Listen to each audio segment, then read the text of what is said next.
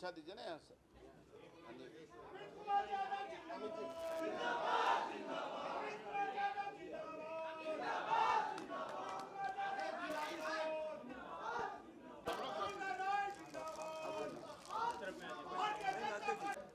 नवनीत हेम्ब्रम जी से आग्रह है कृपया मंच पर स्थान ग्रहण करें।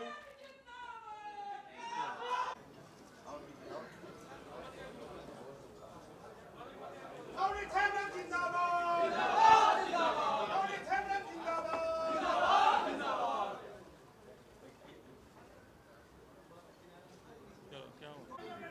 इनके सहित आप सब जो इनके समर्थक और साथी यहाँ आए हैं अपना अपना मोबाइल निकालेंगे और श्री पूजन जी मंच संचालक हैं, वो आपको एक नंबर कॉल करने के लिए बोलेंगे।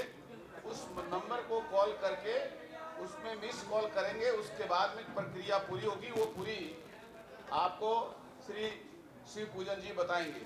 तो यह पूरी प्रक्रिया पूरा करके भाजपा परिवार के सदस्य होने का कार्य पूरा करेंगे श्री पूजन जी। 0020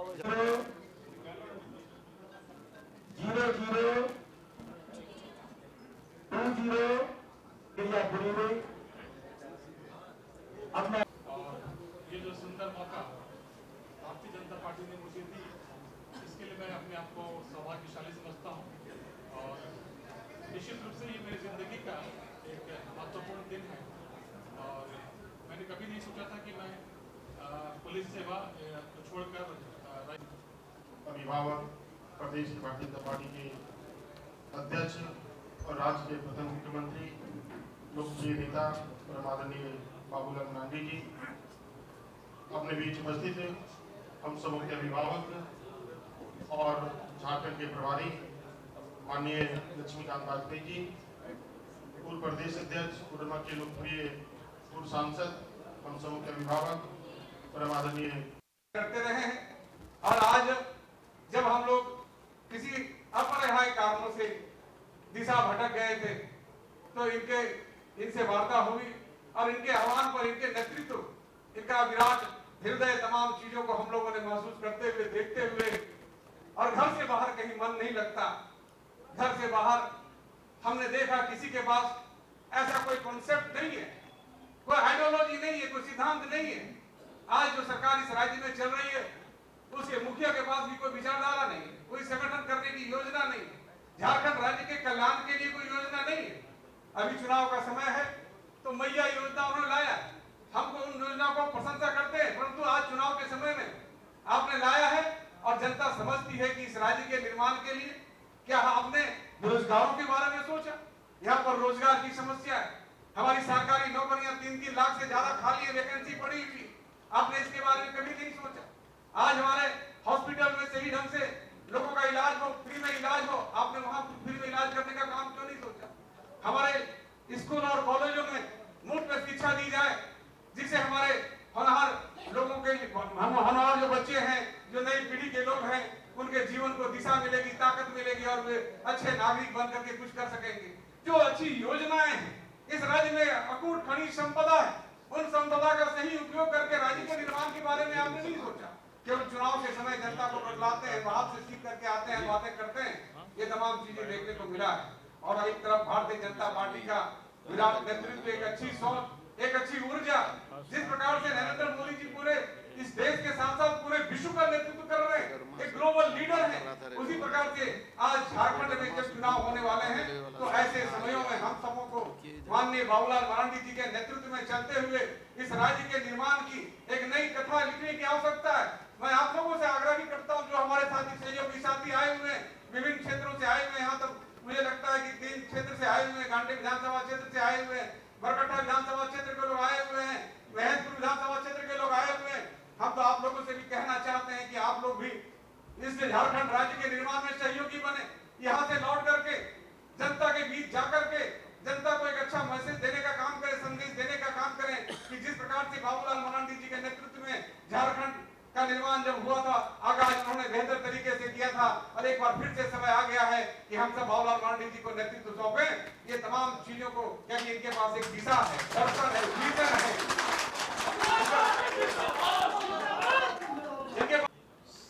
मना रहा है और खास करके बहनें बहुत ही पवित्रता के साथ आज के इस कर्म उत्सव को संपन्न कर रही हैं। उत्सव के इस पवित्र दिवस पर भारतीय जनता पार्टी परिवार में शामिल होने वाले इस हमारे अध्यक्ष और मुख्य अतिथि आदरणीय हमारे श्रीमान बाबूलाल मरांडी जी, जो इस प्रदेश के जन के नेता हैं, इस प्रदेश के लोगों की आशा के भविष्य हैं। हमारे आज सौभाग्य है मेरे लिए, भारतीय जनता पार्टी परिवार में जब सब इतने लोग शामिल हो रहे हैं, हमारे अभिभावक जो वास्तव में उनके उपस्थिति ही हम लोगों के लिए वरदान साबित होगा। भारतीय जनता पार्टी में पद तो अनेक सुशोभित वो कर रहे हैं, राष्ट्रीय उपाध्यक्ष हैं, राज्यसभा के सचेतक हैं, लेकिन सबसे बड़ी बात है कि वो हमारे अभिभावक हैं और उनका मार्गदर्शन में आज झारखंड करवटें ले रहा है। हमारे पार्टी में शामिल हो रहे मुझे भी ठीक नहीं लग रहा है, क्योंकि मैंने इसके पहले भी माला पहनाया है जयप्रकाश को, मैंने इसके पहले भी माला पहनाया है अमित जी को, नवनीत जी को पहली बार पहनाया, लेकिन ये भारतीय जनता पार्टी परिवार के अब वयस्क सदस्य हैं, कभी बाल सदस्य हुआ करते थे, और इसीलिए ये गुस्सा कर सकते हैं, भाजपा इनसे गुस्सा कर नहीं सकती, क्योंकि हम तो उसी प्रेम भाव से, चाहे हमारे जयप्रकाश जी के पिताजी हो, जब जनसंघ का 5 दिया जला था बिहार में, झारखंड में, तब एक दिया गिरिडीह जिला में जला था जमुआ से। उस दिया को जलवाने में सबसे बड़ी भूमिका निभाए थे स्वर्गीय जगदीश प्रसाद कुशवाहा जी। भारत माता की, भारतीय जनता पार्टी जिंदाबाद, नरेंद्र मोदी जिंदाबाद, जेपी नड्डा जिंदाबाद, बाबूलाल मरांडी जिंदाबाद, लक्ष्मीकांत पाटिल जिंदाबाद, रविंद्र राय जिंदाबाद, अमित यादव जिंदाबाद, जेपी बलराम जिंदाबाद, नवनीत हेमब्रम जिंदाबाद, आप सब तमाम समर्थक जिंदाबाद।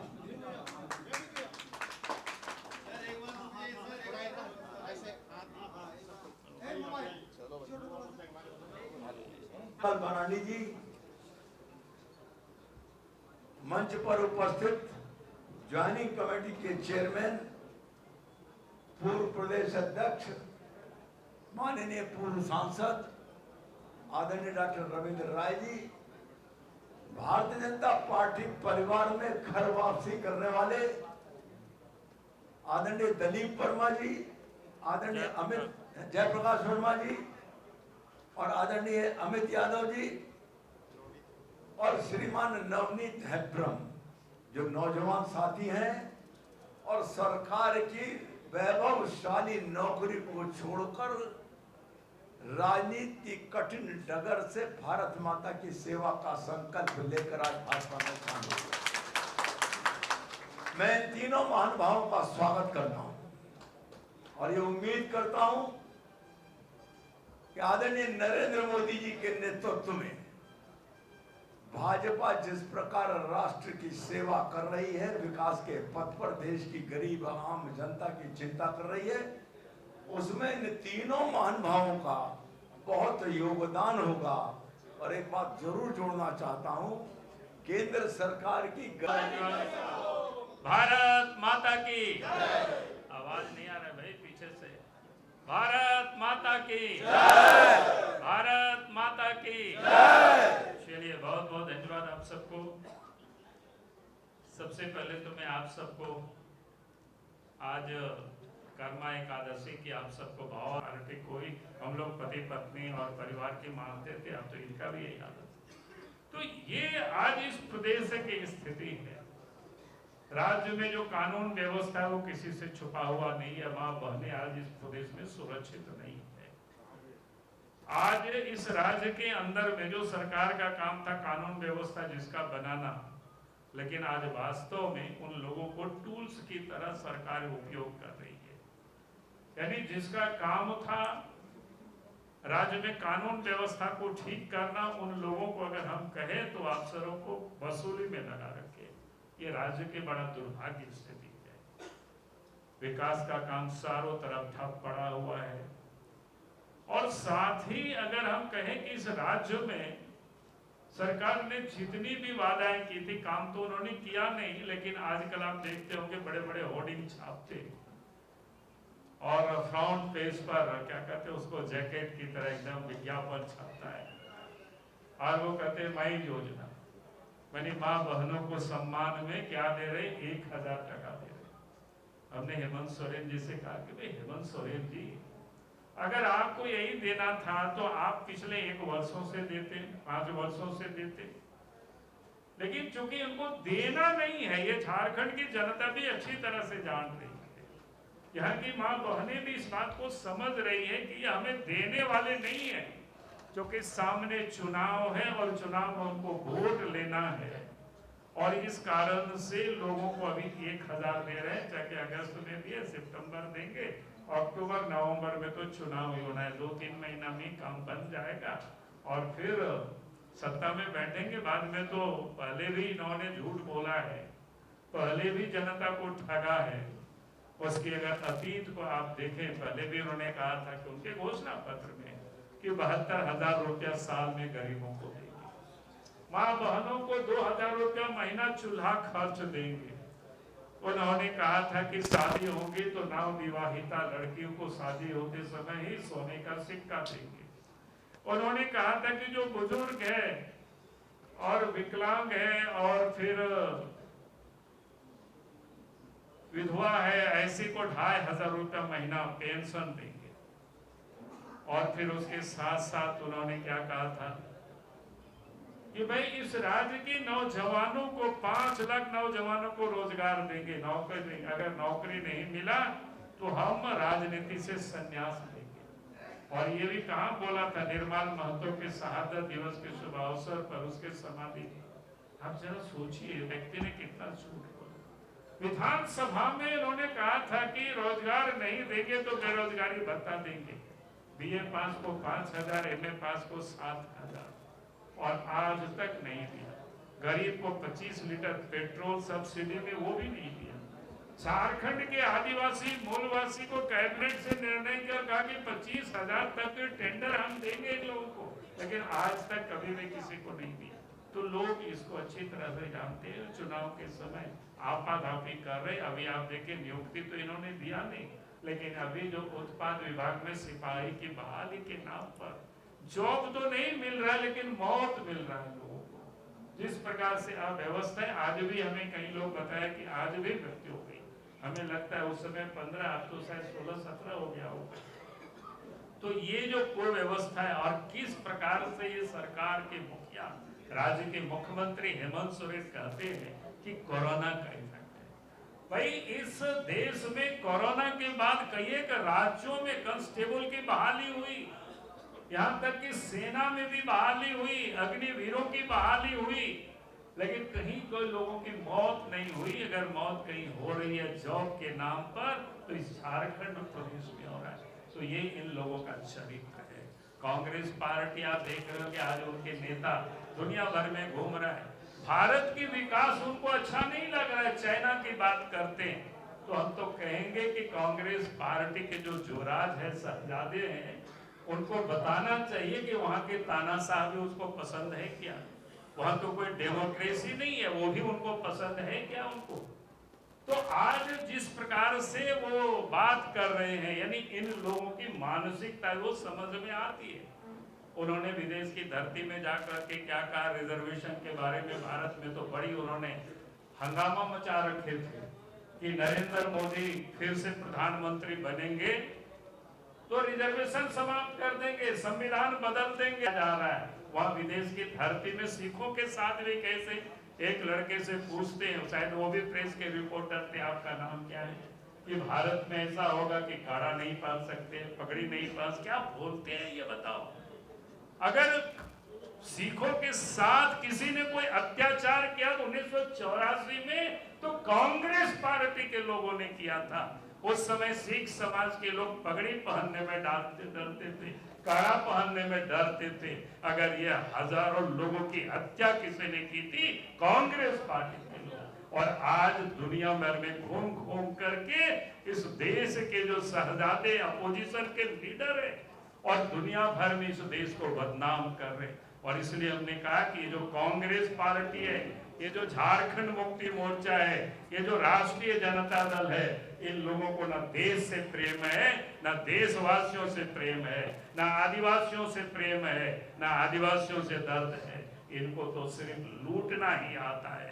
और इसीलिए आज मुझे खुशी है, ये लोग अपने परिवार में शामिल हुए, भारतीय जनता पार्टी के योगदान किए, तो निश्चित रूप से झारखंड में भी अब आने वाला कल भारतीय जनता पार्टी के नेतृत्व में सरकार बनेगी और डबल इंजन की सरकार होगी और विकास की रफ्तार अब तेज होगी झारखंड में भी। यही शब्दों के साथ फिर से इन तीनों का मैं स्वागत और अभिनंदन करता हूँ। बहुत बहुत धन्यवाद।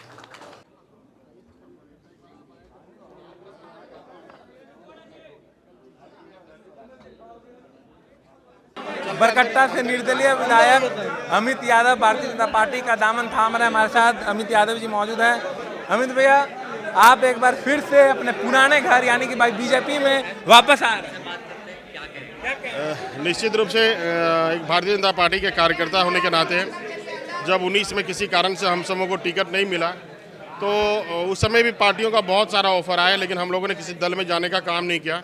हमारे क्षेत्र की जनता, हमारे कार्यकर्ता का सभी का निर्णय हुआ कि हम सबों को निर्दलीय के रूप में चुनाव लड़ना चाहिए और हम लोगों ने चुनाव लड़ा निर्दलीय। और चुनाव लड़ने के बाद हम लोग लगातार भारतीय जनता पार्टी की सेवा की है और उसी परंपरा को आगे बढ़ाते हुए एक पार्टी की फॉर्मेलिटीज है कि पार्टी की सदस्यता लेनी है, तो आज उसी के निमित्त हम लोग सदस्यता लेने के लिए आए हैं।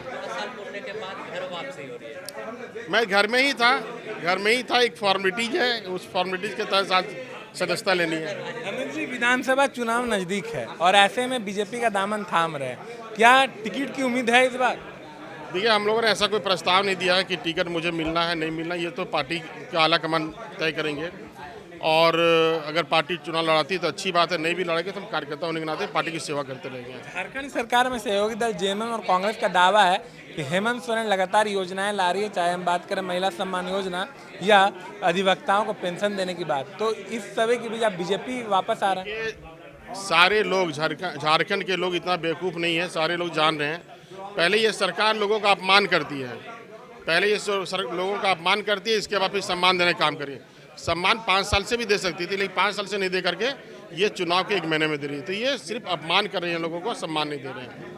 जैसा कि हमने देखा किस प्रकार से विधायक अमित यादव का कहना है कि वो पुराने घर बीजेपी में ही वापस लौट रहे हैं और विधानसभा चुनाव के मद्देनजर ये फैसला नहीं लिया गया है, वो एक आम कार्यकर्ता के रूप में ही रहेंगे। अगर पार्टी उनको जिम्मेदारी देगी तो फिर से चुनाव लड़ने का कार्य करेंगे।